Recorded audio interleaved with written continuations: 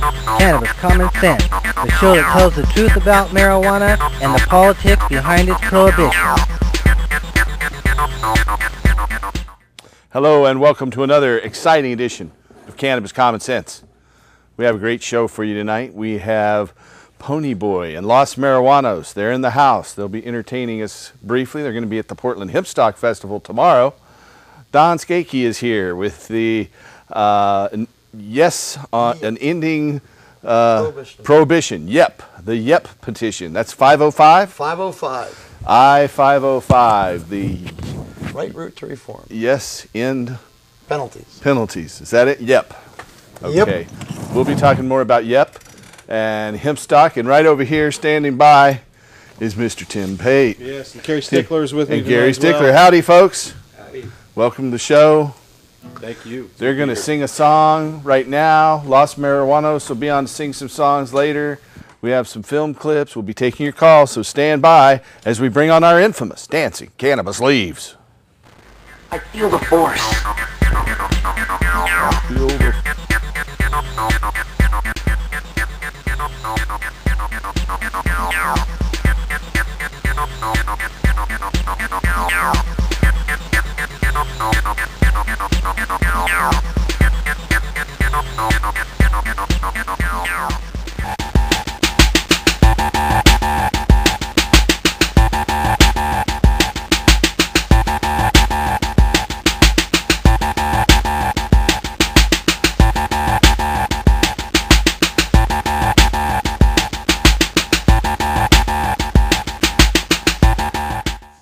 Okay, here is Mr. Tim Pate and Gary Stickler to sing you a happy song.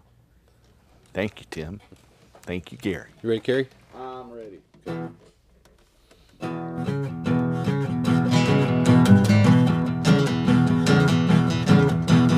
I had some money, I'll tell you what I do. I go downtown, buy me a Mercury too, 'cause I'm crazy about a Mercury. Crazy about a Mercury. I'm gonna buy me a Mercury and cruise on down the road. Had me a girl, stole her from a friend. The fool got lucky, stole her back again, 'cause she's crazy about a Mercury. Crazy about a Mercury. I'm gonna buy me a Mercury and cruise on down the road. Come on, Tim, let's cruise.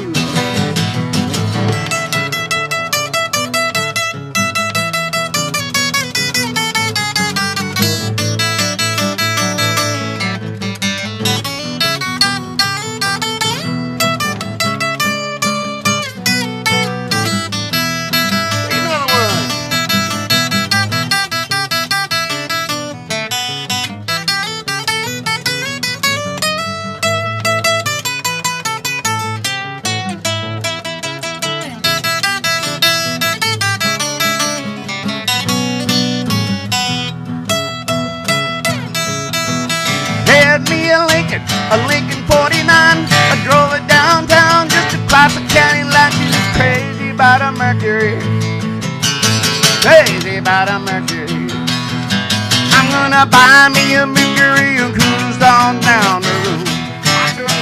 Take it on.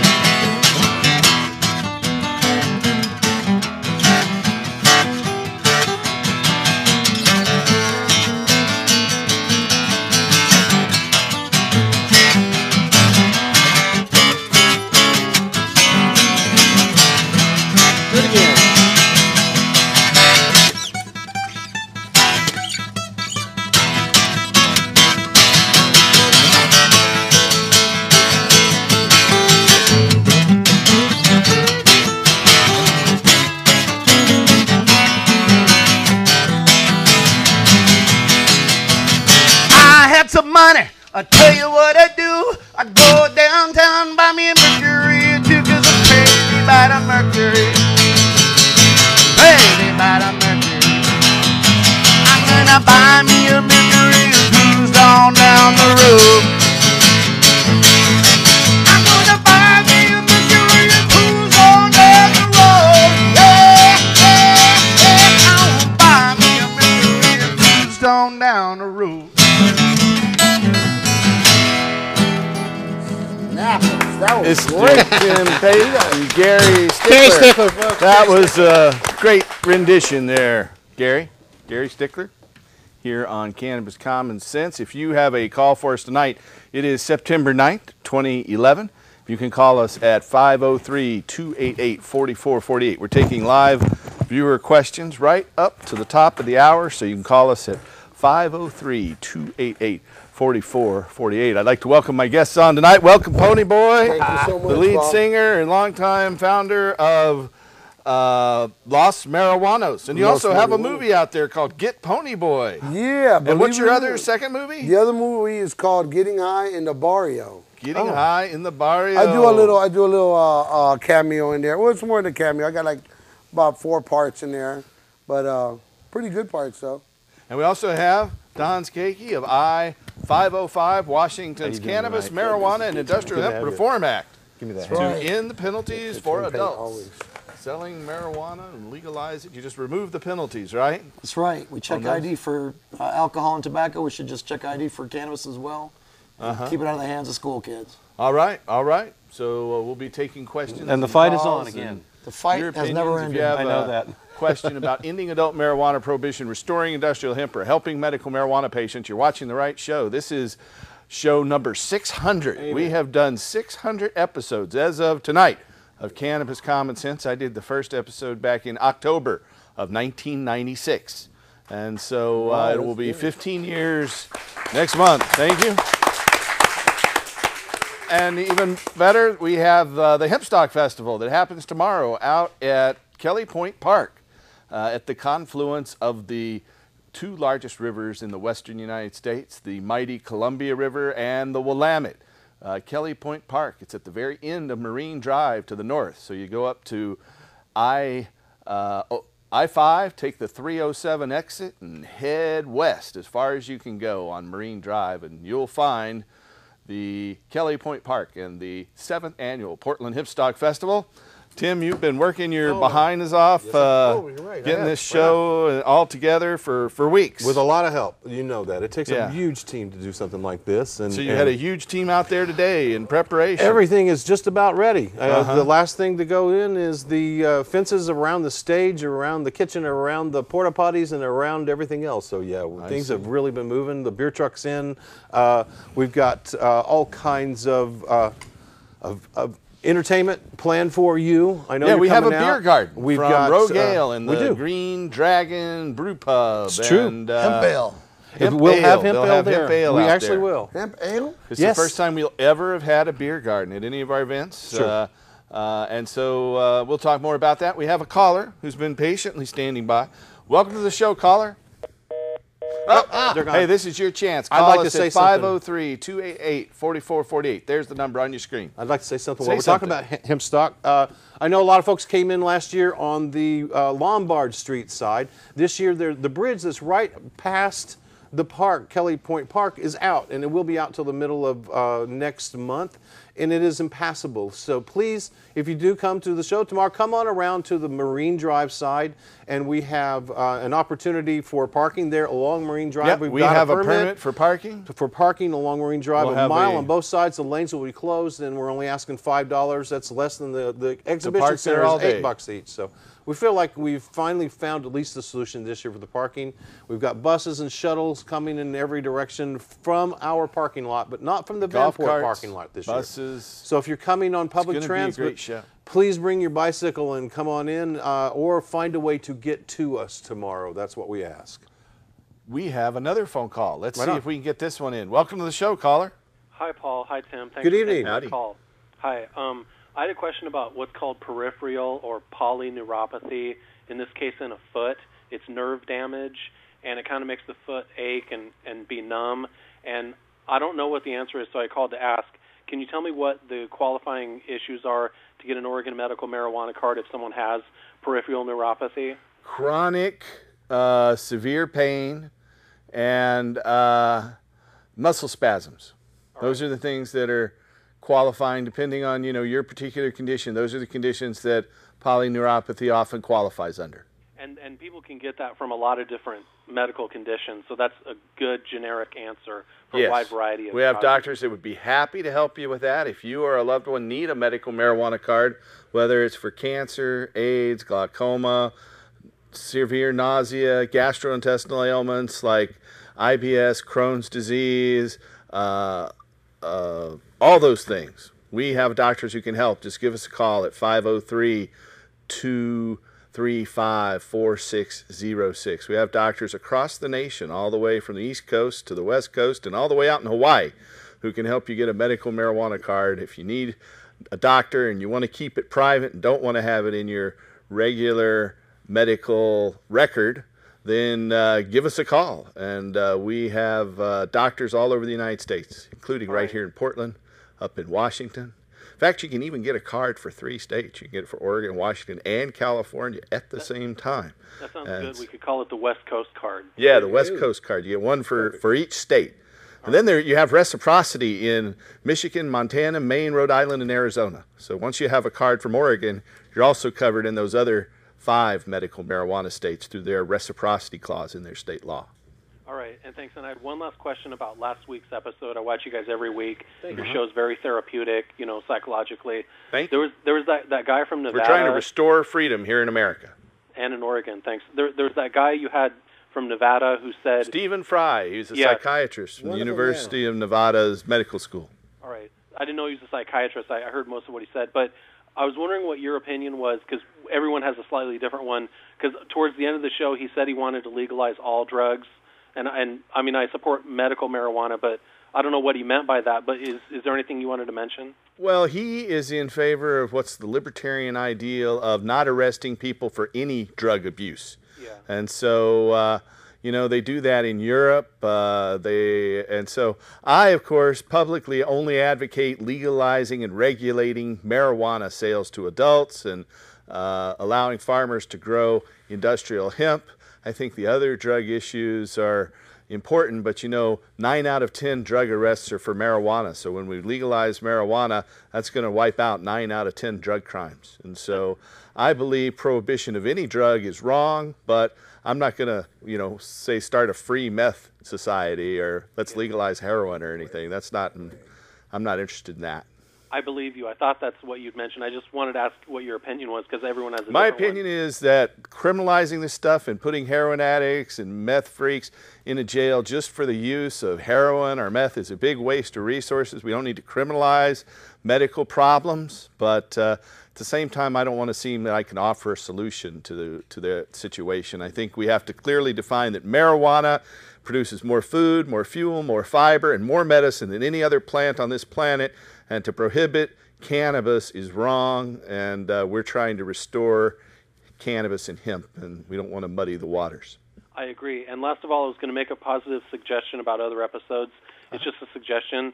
There's a lot of celebrities who support our cause, and I'd love to see them on your show as a guest. So if they want to come here to Portland and hang out for an episode, like, I don't want to drop names because it's public access, but they're out there. I've learned more about them through your show. Is there anything you want to say about having celebrities come by for a day? We'd love to have them. We have had Dennis Kucinich on the show. Here's Pony Boy from Los Marijuanos. He's, starting a couple movies there. And so, I'd love to get Willie Nelson on the show. I'd love to get Paul McCartney on the show. We'll see what we can do. We've had Keith Stropp and Jack Hare and Eddie Lepp and John Trudell, Todd McRean and John Trudell and Mark Emery, and the list goes on and on. But we've had Dennis Kucinich on for 2 shows. So, but we certainly need more. And so it's just focusing and having enough people. This is an all-volunteer effort, though you see us here on the camera. There's a team of even more people, half dozen people at least behind the camera putting this on. So it's just a matter of being able to do everything. So I'm trying to get our initiative on the ballot right now, and that's a big job. Plus run all these clinics all over the country. So I am too. That's why I had me and my wife sign the petition. We mailed it in like 2 months ago. Oh, thank you. Thank you so much. Yeah. All right. Well, thanks, you guys. I love you guys. I watch you every week. Well, thanks for words. calling. Thank you very much. I appreciate your interest and support. All right. And if you're out there and you want to help our petition to end marijuana prohibition, restore industrial hemp, we're well over 30,000 signatures. We need 87,000 valid registered Oregon voter signatures by next July of 2012 to qualify for a vote in November 2012. This would allow adults to grow their own cannabis. It would legalize the sale, regulate the sale of marijuana to adults, and it would legalize industrial hemp for food, fiber, and fuel without any regulations. In fact, the proceeds from the sale of marijuana, some 2% would go to promote industrial hemp, and that will have a huge impact on our economy. So there you have it.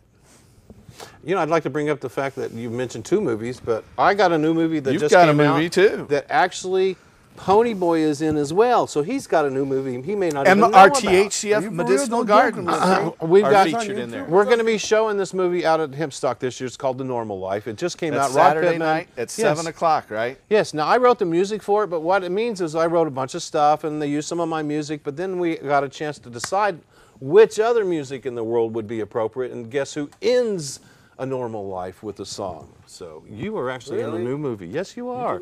So you're going to get to see it this weekend. You can come out and watch it. That's wonderful. That's So wonderful. even It's bigger a star normal than life you thought. without an A. Wow. NORML Life, after the National Organization for the Reform of Marijuana Laws. Anyway, if you have a question for us tonight, give us a call at 503-288-4448, and we have a caller on the line. Welcome to the show, caller. Hello. Good evening.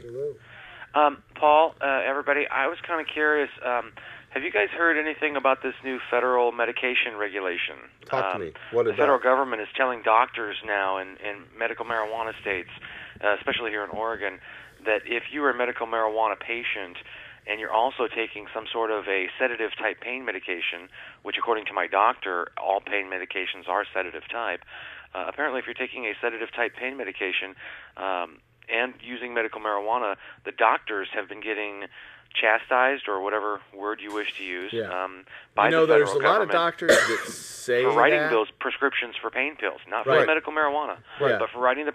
I mean, my wife, she has irritable bowel syndrome, horrible irritable bowel Yeah, syndrome, bummer. to the level of being on a severe Crohn's disease.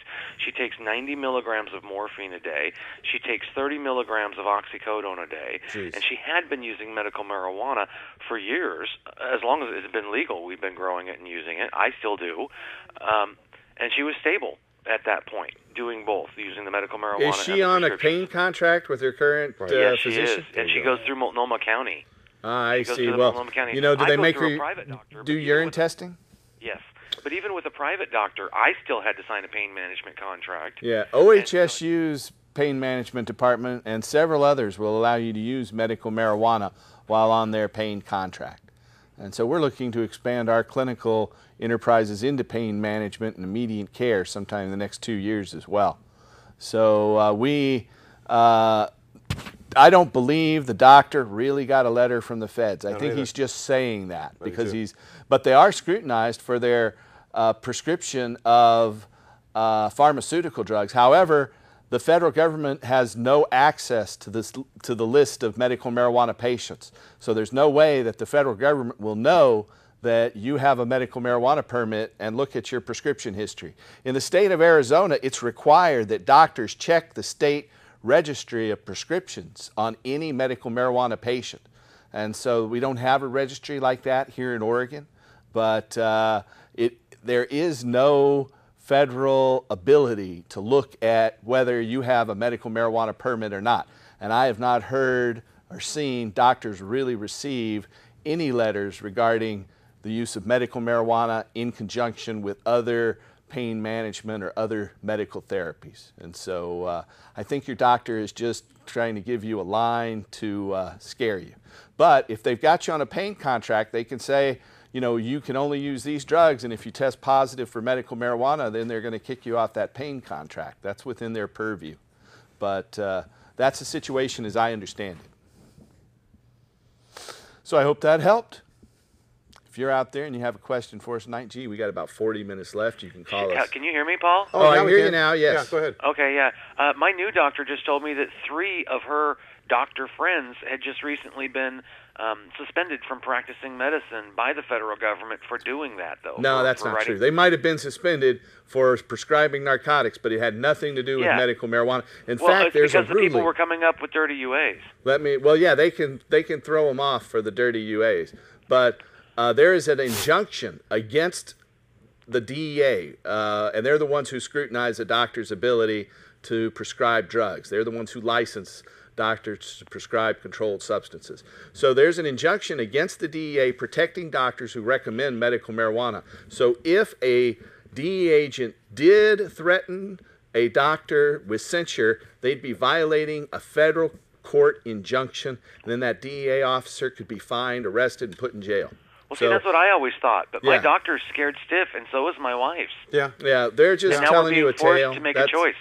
My doctor even told me that. To my knowledge, I don't really believe they've received that letter. I don't think that's happened. I think that they're just afraid. Because I think they're just they might have been, censured for overprescription of controlled substances. Or they may have been dirty themselves. Yeah, there's just no telling. You have to look at any kind of censure. The Oregon Medical Board puts a list of any type of restriction or discipline they put on a doctor's license, and it's available on their website on any doctor. And it would seem like that would be unconstitutional or against our civil rights. It is. In fact, that's what the Ninth Circuit Court of Appeals ruled, and the Supreme Court validated by refusing to review that ruling in the Conant case, C-O-N-A-N-T, and it protects doctors' right to recommend medical marijuana as long as they don't aid in dispensing it, and then there's an injunction that protects them from scrutiny by the DEA. So a DEA agent who did that would be subject to arrest, fine, and imprisonment. Mind you, they're not threatening the doctor about the medical marijuana. They're only saying if they catch them writing pain medicine prescriptions to somebody who's using medical marijuana. No, they can't say that. They can't say that because that would violate the Conant decision, and then the DEA agent who made that declaration or wrote that letter could be put in jail. Well, I don't think anybody wrote the letter. I think it's just It's just a feeling these doctors have. The doctors are afraid for their license. They go to school their whole lives to get in that profession, and they're heavily invested, probably took out lots of student loans, and they're just afraid that they're going to be censured just based on, a cult of fear and this misinformation that surrounds medical marijuana. How do we get around that? We educate them, and we take their business away. If you need to find another pain management clinic, then we'd be happy to help you. Okay. You mentioned one earlier, and I didn't hear what you said. Yeah, the Oregon Health Sciences University. Oh, okay. Okay, I know where that is. Yeah. And they're okay with writing pain meds and giving the... Yeah, and the Veterans Administration Hospital is, too. I'm sorry? There was a ruling that by the federal government that their doctors could recommend medical marijuana last year. Which hospitalization? The Veterans Administration Hospital and Oregon Health Sciences University. Okay, that's excellent, yes, because my wife and I have both been having this issue. Yeah. And, she was stable. Well, once they have you take your business and your money elsewhere and they have a few more patients do that, then they're likely to re-examine their choices. Thank you, gentlemen. It's been very educational. I certainly appreciate the information. Good question. Glad to help. Sure. Thank you. I want to add to that. Sure. Education and activism. Yes, if you can get involved, that's great. If you can't get involved, if you can be supportive of those that are. We've been donating to Normal for years. Cool. Great. Excellent. Well, if you could donate to our Oregon Cannabis Tax Act petition, there's actually a $50 tax credit. It's kind of like you loan us $50, and for married couples filing jointly, it can be up to $100. You get a tax credit. So when you pay your taxes, it's not like a deduction. It's like you actually get the full amount of up to $50 each back from the state of Oregon for making a political contribution.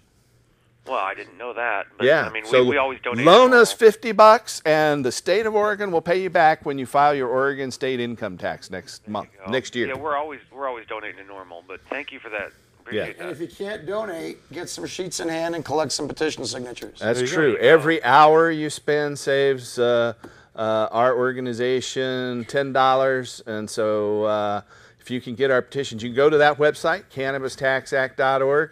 You can make a donation. It's all overseen by C&E Systems, a political management firm that works with Governor Kitzhaber, former Governor Kulingowski, and my good friend, Attorney General John Kroger. And it will... That was tongue-in-cheek, folks. Yeah. Excellent. Anyway. Well, thank you, gentlemen. Thank you. Keep up the good work. Thank you. We shall. Thanks for calling.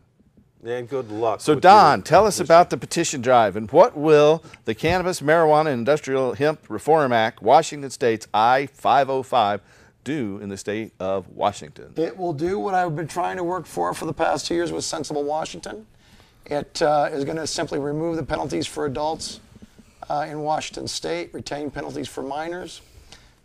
There's another initiative out there right now that's running that wants to allow... The NAW petition. Yours is the YEP. We're the YEP.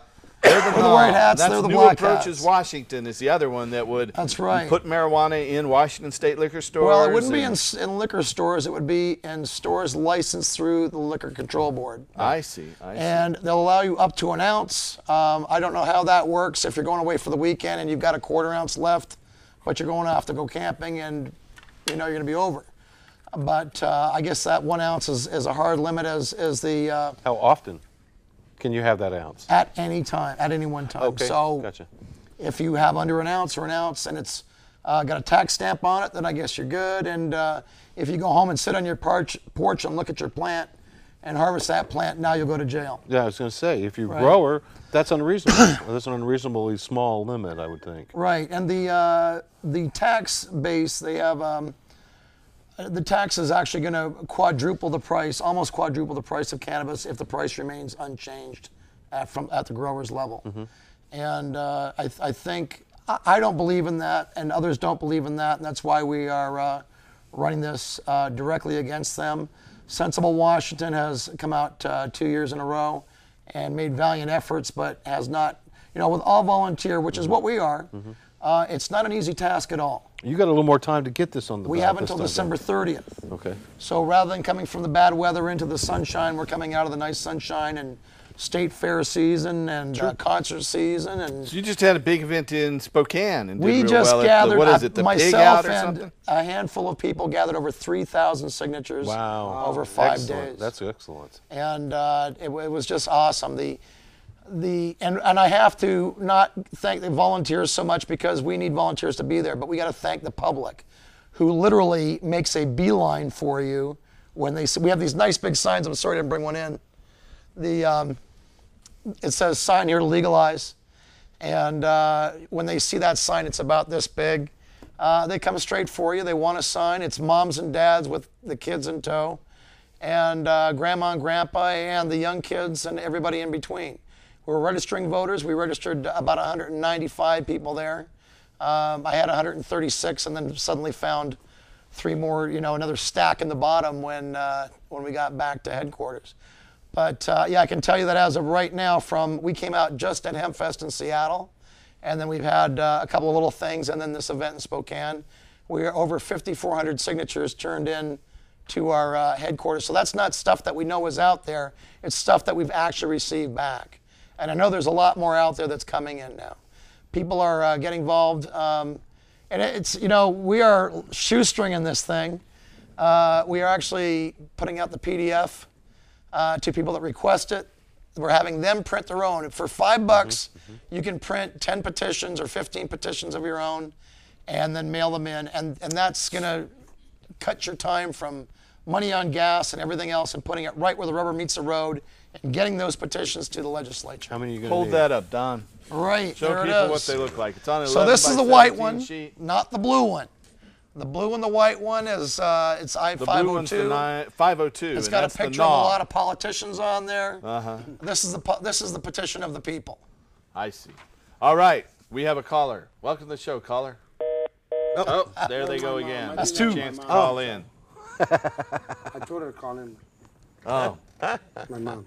What do you think Your it mom's really was? calling? She's come from Indiana. Oh, right on. All right, because she can watch She this talks online. Spanish, though. She said, That's okay. I told her I'll be You might the understand that. interpreter. Hola, mama. Yeah. So if you have a question for us tonight, you can call us at 503-288-4448. That's 503-288-4448. If you want to get involved in our movement to end adult marijuana prohibition, or just call us at 503-235-4606. That's 503-235-4606. If you're interested in finding a doctor to help you get medical marijuana anywhere in the United States, here in Portland, you can call that number. Or on a national basis, you can call us at 1-800-723-0188. That's 1-800-723-0188. So tomorrow, we're starting our Hemp Stock Festival. And right here we have the official hemp stock of Hemp Stock. And so I'll be carrying this around as I have the last few hemp stocks. Why is it so small? It's you know, this just a little marijuana stem. It's got a big one right down on the end. See? Nice. This we'll talk a little bit more about it later. But Don't hurt anybody with that now. Mom, it's 1-800, Mom. I told you never to call me here. We have a little film roll in that we're going to show you right now. This is a film from the University of Kansas at Wichita about the endocannabinoid system. This is a highly technical video. We've run it once Turn your before, brains on. but it was so good. We're going to roll it again. So like he said, turn on your gray matter and pay attention, folks, because here is a little informative video about your endocannabinoid system. Particularly abdominal obesity and the associated cardiometabolic complications are critical areas of investigation.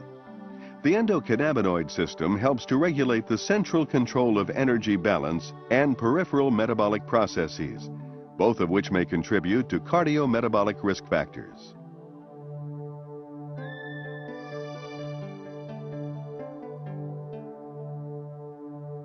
The endocannabinoid system, or ECS, influences multiple physiologic processes. This intricate system modulates energy intake, as well as nutrient transport, metabolism, and storage. The ECS regulates these processes through endogenous ligands, such as anandamide and 2-arachidonyl glycerol, and the CB1 receptor. CB1 receptors are located in the brain, digestive tract, muscle, and adipose tissue. Integration of these central and peripheral ECS components is achieved through neuronal and hormonal signaling.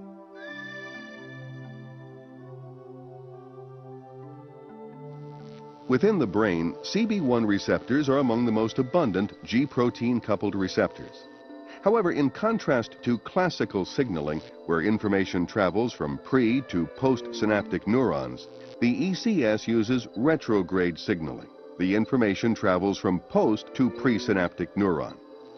Let's take a closer look at this mechanism using a glutamatergic neuron model. When an action potential reaches the axon terminal, membrane depolarization triggers the release of glutamate.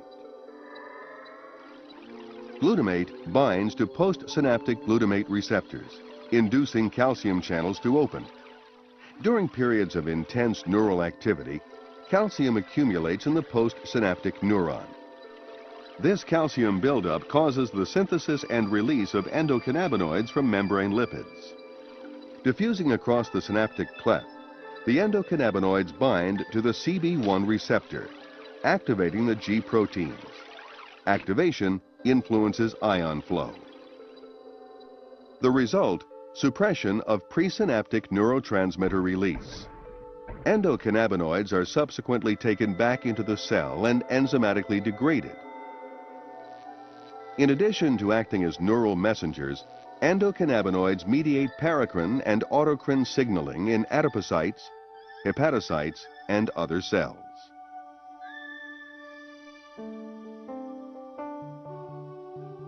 Endocannabinoid system activity in the central nervous system regulates food intake. For example, ECS stimulation by hunger and fasting signals stimulates appetite and increases the palatability of food.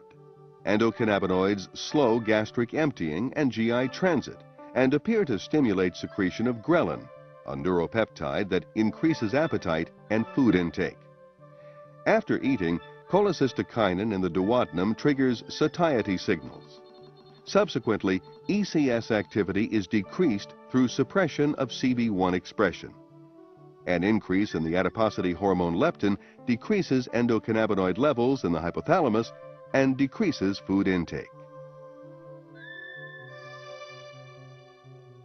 ECS regulation of peripheral metabolism influences energy balance. Stimulation of the ECS increases food intake and adiposity. Conversely, blocking CB1 receptors reduces food intake and adiposity. In the liver, ECS stimulation can lead to lipogenesis through the activation of hepatic lipogenic enzymes and increased fatty acid synthesis.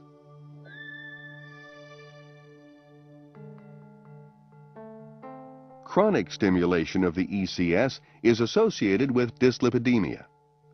Activation of CB1 receptors increases expression of SREBP1C, a lipogenic transcription factor, and increases fatty acid synthesis. SREBP1C increases production of lipogenic enzymes, ACC1, and fatty acid synthase. Increased fatty acid synthesis can lead to production of large triglyceride-rich VLDL. Large triglyceride-rich VLDL sets the stage for the atherogenic lipid profile of small, dense LDL, decreased levels of atheroprotective HDL, and overall increases in cholesterol and triglyceride levels. Adiponectin, another hormone secreted by adipocytes, regulates lipid and glucose metabolism. Adiponectin is believed to regulate fatty acid oxidation in muscle and liver, thus improving insulin sensitivity. CB1 receptor stimulation in adipocytes reduces adiponectin, while CB1 blockade increases adiponectin synthesis. Metabolic dysregulation leads to a constellation of symptoms including abdominal obesity, atherogenic dyslipidemia, hypertension, insulin resistance, prothrombotic state, and pro-inflammatory state. As basic and clinical research progresses, we will continue to increase our understanding of the central and peripheral endocannabinoid system and its role in the regulation of metabolic function.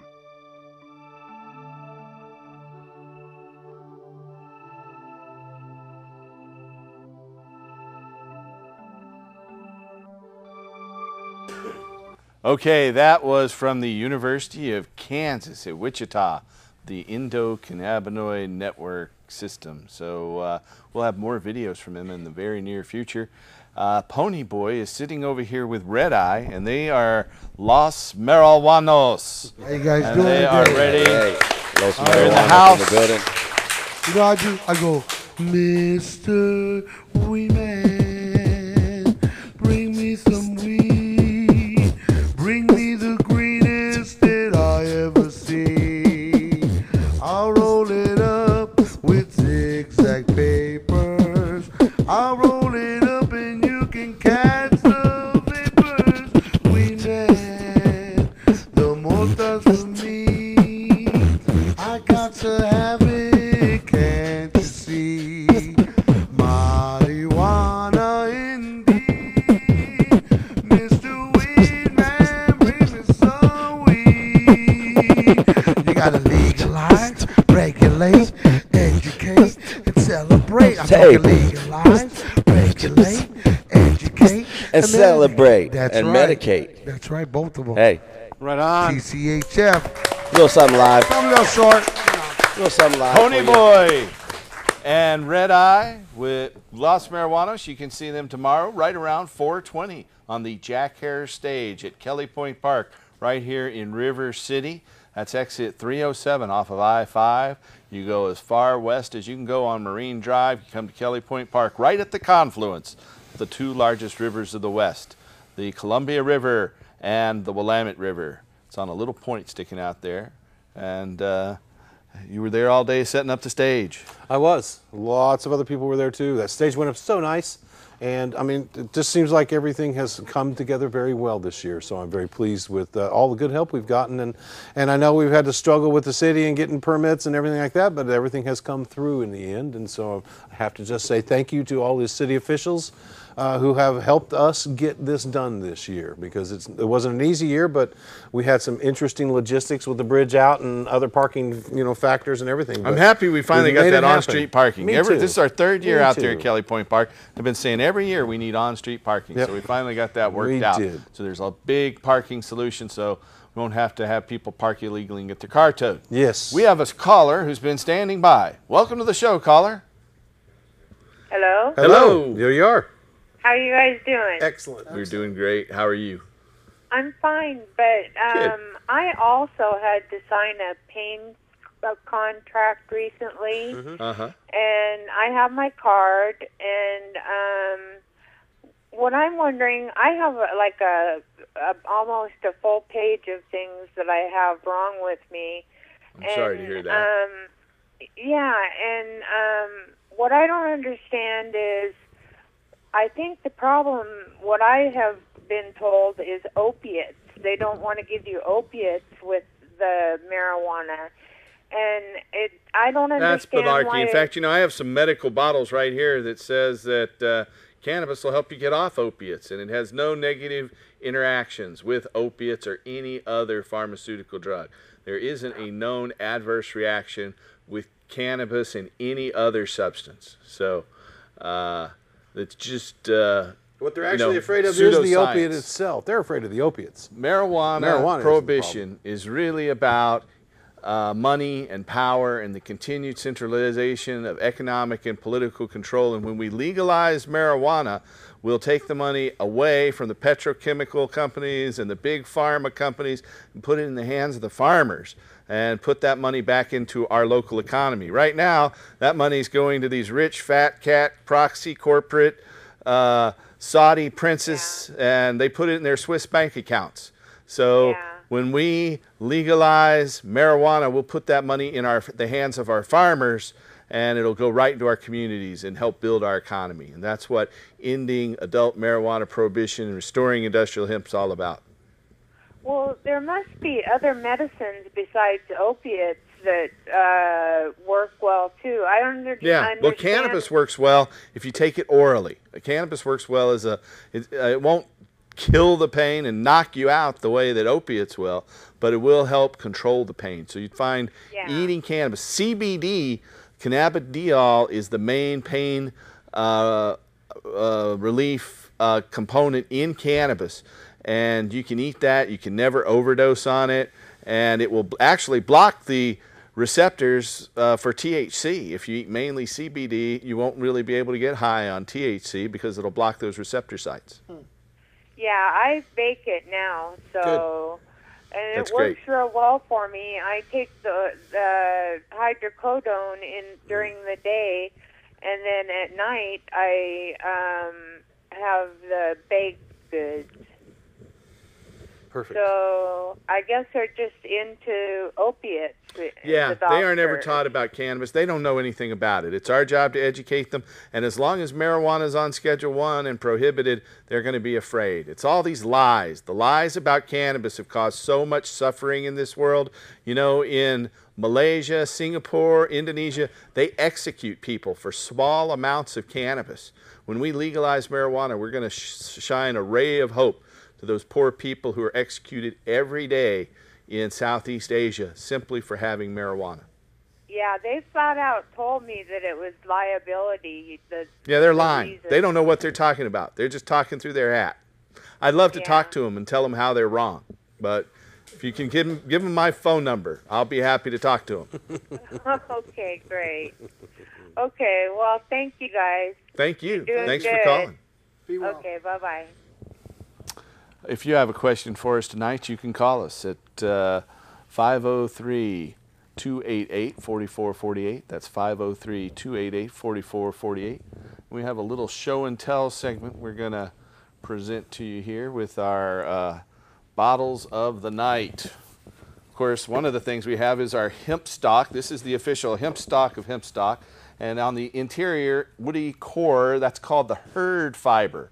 And according to USDA, Bulletin 404. That's the United States Department of Agriculture Bulletin 404. This inner woody core makes 4 times more paper than the most productive tree species. The outer part of the stalk is what cannabis had traditionally been grown for. This is the bast fiber on the outside. The bast fibers used to make canvas, rope, lace, and linen. And so an acre of hemp will produce 5 to 10 tons of bast fiber and 25 to 30 tons of hurd fiber and 8,000 pounds of hemp seed. When you press that 8,000 pounds of hemp seed, you're going to get 300 gallons of oil and 6,000 pounds of high protein hemp seed meal left over. That's all from 1 acre. 8,000 pounds of seed equal 300 gallons of biodiesel fuel or a nutritional oil and 6,000 pounds of residual high protein hemp seed meal. 5 to 10 tons of hemp bast fiber for canvas, rope, lace, and linen, and 25 to 35 tons of hemp hurd fiber for paper and building materials. This, again, the official hemp stock of hemp stock. Right next door here, we have the oldest component of the THCF medicinal collection. We have about 200 bottles, and this is from 1841 from London, England. Very rare find indeed, and it's our oldest cannabis bottle. A fellow named, Scottish doctor named William O'Shaughnessy introduced cannabis to Western pharmacopoeia in 1838. So this was one of the bottles they filled up in India and shipped to London full of Indian cannabis, and that's what that says on there, Cannabis Indica. Right next door, this is a much smaller bottle. This is an ounce bottle of powdered hashish. Let's see if we can get camera 2 to close in a little tighter here. This is powdered hashish, and this is actually half full of its original contents. This is from Park Davis, and so it's got a label on both sides. This is circa 1915, and it's Indian cannabis, a powdered extract of Indian cannabis. Right next door to it, also from Park Davis, is a little package of an ounce of Indian cannabis. It says on it that it's a narcotic and anti-emetic. Anti-emetic is anti-nausea. It'll stop you from throwing up. It's used as a nerve sedative. Again, this is from 1920, and you're supposed to take a dessert teaspoonful of this compound and put it into an ounce of alcohol for a pint infusion, actually a pint of alcohol. And that you can make your own tincture from Park Davis. It's another Park Davis product. Right next door, we have a bottle from Eli Lilly. Both Park Davis and Eli Lilly each had about a dozen different cannabis compounds. You'll see this is tincture number 17. They also had tincture number 98, or fluid extract number 98. That was another Eli Lilly product. They also have a powdered extract, powdered hashish compound too. So this is from 1910, and it's from Eli Lilly. Right next door, we have an 1880s bottle from your apothecary stores. You'd go to an apothecary and get a little bit poured out into a smaller container, and so this was what they'd sell it out of in a drugstore. Then right next door we have a commemorative bottle from the British Pharmacological Society. This was produced in 1971. It's a tincture of cannabis down there, Cannabis Indica. This is a reproduction from the British Pharmacological Society. It's got their coat of arms on it here, and it was part of a commemorative set of apothecary reproductions that they made in 1971. And right here, last but not least, is a modern beauty body care product. It's hemp shampoo from Alterna. It's their enzyme therapy hemp and anti-dandruff shampoo from Alterna. Alterna financed a 4-year project on the island of Oahu growing a test plot of industrial hemp. Or they financed the first year of it. I know David West of the University of Minnesota supervised that. And so they quit financing it after about a year, but the state of Hawaii continued to finance the 4-year project. So that's the end of our show and tell, our sharing as they like to say today, here on Cannabis Common Sense. That was a good sharing. It was a good little sharing project here tonight, isn't it? So anyway, we have a caller. Welcome to the show, caller. Hello. Howdy. Yeah, me and my wife, we both have chronic arthritis, Bummer. and I'm sorry I've to hear had lung cancer. Oh, wow. I'm in remission for like 10 years. Good. That's a hard one to beat. Congratulations. Yeah. And I've had a double bypass heart surgery. My goodness. And yeah, I fell apart fairly young. Anyway, the question is my wife and I were thinking about, you know, how to get a marijuana card and try marijuana with because our pain pills are, you know, we just got to keep taking more to get, you know, to beat the pain. And we were thinking of how to get a marijuana card. Well, we have doctors who can help you do that, and it's completely private. There's no way outside of a urinalysis test that they would know. So if you need a doctor to help you get a medical marijuana card here in Oregon or anywhere in the United States, call us. If you're outside of Oregon, call us at 1-800-723-0188. That's 1-800-723-0188.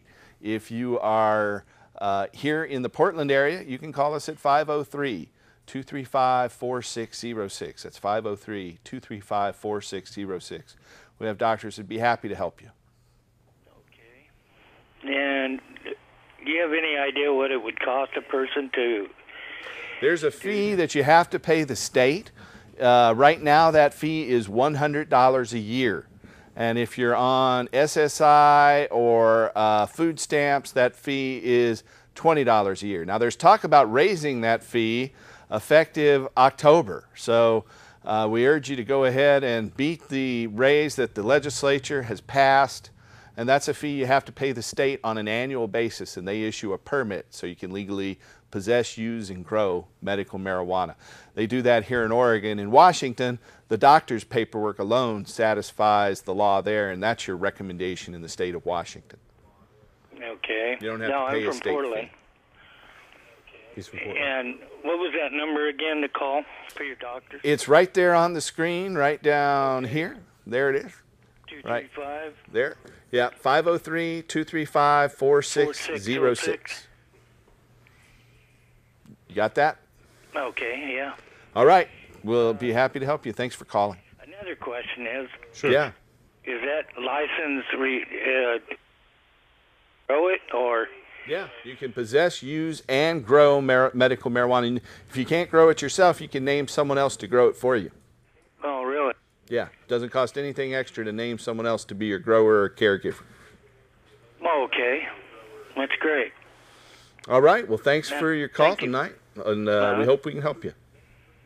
You know, and I just want to say a big thank you to all our patients out there, because you're the ones that enable us to work to try to end marijuana prohibition. It's your coming to our clinics and seeing our doctors that allows us to continue and expand our operations to end adult marijuana prohibition, restore industrial hemp. In fact, our clinics have spent over $70,000 so far this year, maybe close to $80,000, to help fund the Oregon Cannabis Tax Act petition to legalize marijuana. And if we're able to pass it, you won't need a state permit to grow marijuana anymore. You'll be able just to grow it without any kind of a permit, and there won't be any artificial limits on how much you can have or how many plants you can grow.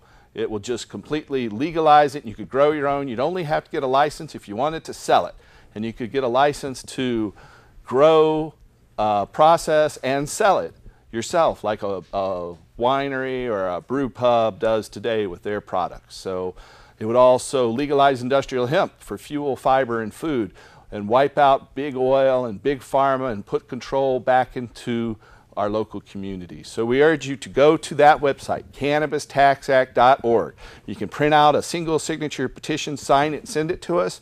You can fill out the volunteer form, and we'll mail you petitions so that you can help gather signatures, or you can make a contribution through C&E Systems and our website there at cannabistaxact.org.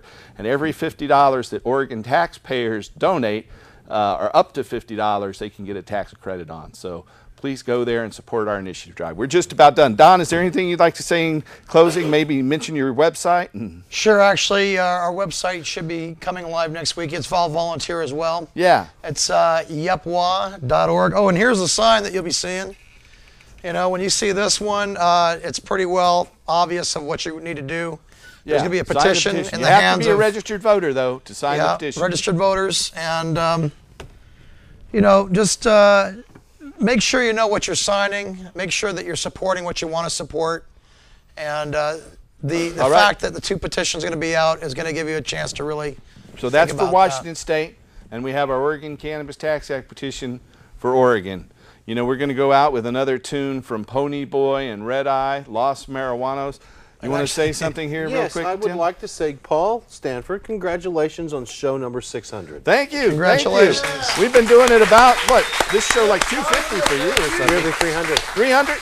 All right, so you've been Paul, with me and before we go, I want to say I will also be out there. The Up will have a tent up at Hempstock. So and, come to Hempstock tomorrow. We'll have both petitions at Kelly Point Park, right down at the end of Marine Drive, exit 307. Just head as far west on Marine Drive till you reach the confluence of the Willamette and the Columbia River, and good time will be had. Lots of food, lots of music. There's a beer garden there for those over 21. We have parking. So come to the Hempstock Festival. You can find out more at hempstock.org or go through our web portal at hemp.org. We're going to jump over to Mr. Pony Boy, who's going to sing with Red Eye, a Lost Marijuana song. Welcome to the next 600 shows of Cannabis Common Sense, and help us restore hemp. Amen. Congratulations to Paul. Yes. And I want to dedicate this performance definitely to Mr. Jack Hare, because I wrote this song for him. Rest in peace, Jack. And another friend who just recently passed away, Bobby B. All right. This next this performance at Hempstock is for you. Hemp will save the world. All I know. That's all I know. 'Cause Jack said so. 'Cause Jack said so. We gotta let him grow. We gotta let him grow. We gotta let him know. We gotta let him know that the emperor wears no clothes. Hemp and parade, hemp will save the world today. Ask Jack Hare, man, to tell you many ways. $1 billion crop, man, $1 billion pot. All kinds of capital for the country gets got a whole $100,000 to the one that proves it wrong. No one that stepped up to the man that goes on. That's why we keep on rapping this song. The story must be told again, it's been too long. Los marihuanos, hemp crusaders, gotta do what we got, take it haters. Call the government, we're debating. Without all that stuff, we're debating. We gotta give them the freedom fighters. Pony Boy says, the freedom fighters. Everybody pull out your lighters. And everybody turn up your lighters. Hemp will save the world. All I know, 'cause Jack said so. We gotta let him grow. We gotta let him know that the emperor wears no clothes. Rest in peace, Jack Hare. We'll see you at Hempstock tomorrow and Sunday. Come on, hang out with us. Come on, hang out with us and smoke with us. Portland. LosMarihuanosMusic.com. All right, you guys, thank you so much. Oh, thank you. All right, thanks for coming on, Pony Boy. I want to thank our viewers out there for the first 600 shows. We will be back next week with show 601, and we'll keep going till we legalize it. Help us restore hemp. Good night. See you next week, folks.